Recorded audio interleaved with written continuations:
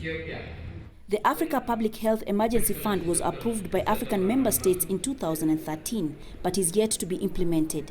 At the ongoing WHO African meeting, the agency has offered Africa this proposal, saying African countries need to set up the fund as soon as possible.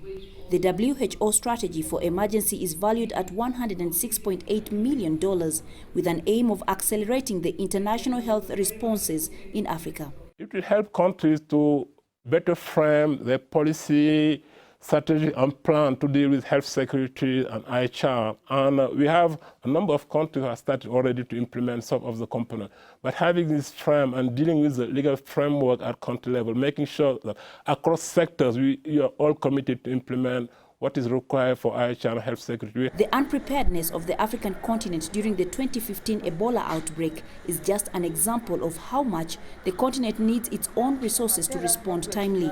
We need domestic investment because health security is a primary responsibility of the government.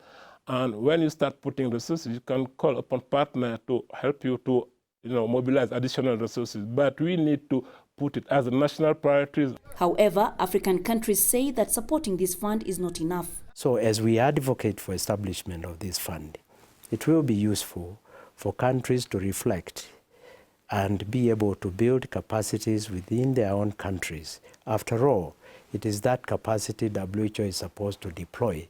Where it is strong, they call upon those countries to support the other countries. With this fund in place, the hope of WHO is that by 2018, at least 80% of the 47 countries will have implemented necessary emergency response policies. The current challenge in making this fund functional is the fact that most African member states allocate insufficient resources to the health sector and rely heavily on unpredictable donor assistance during emergencies. Coletta Njoyi for CCTV in Addis Ababa, Ethiopia.